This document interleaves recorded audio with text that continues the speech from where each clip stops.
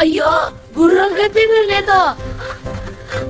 ఒక ఉదయం పరమానందయ్య గారి ఆశ్రమంలో 7 మంది శిష్యులు గందరగోళంగా పరుగులు తీస్తున్నారు. గుర్రం కనిపించటం లేదు అని ఒక శిష్యుడు ఆత్రంగా అరిచాడు. ఆ సమయంలో గురువుగారు ప్రశాంతంగా బయటకు వచ్చి అడిగారు, ఏమైంది? శిష్యులు చేతులు జోడించి చెప్పారు, గురువుగారు, మన గుర్రం కనిపించటం లేదు. మన గురువుగారు గుర్రాన్ని నెమ్మదిగా తీసుకుని అన్నారు, రండి. మన గుర్రాన్ని వెతికి తీసుకుని రండి. అంతే, 7 మంది శిష్యులు గ్రామమంతా వెతకడం మొదలుపెట్టారు.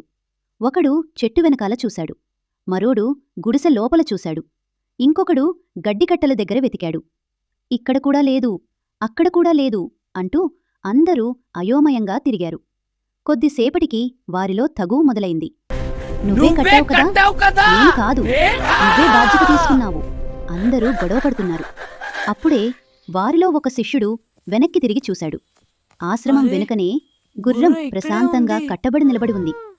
అందరూ ఒక్కసారిగా నిశ్శబ్దంగా నిలిచిపోయారు. అరే, గుర్రం ఇక్కడే ఉంది అని ఒకడు నెమ్మదిగా అన్నాడు. అందరూ సిగ్గుతో తలలు వంచారు.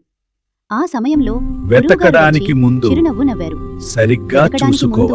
సరిగ్గా చూసుకోవాలి అని చెప్పారు. ఈ కథ మనకు చెప్పేది ఏమిటంటే, బయట వెతకడానికి ముందు మన దగ్గరే ఉందేమో చూసుకోవాలి. తొందరపడకుండా ఆలోచించి పనిచేయాలి.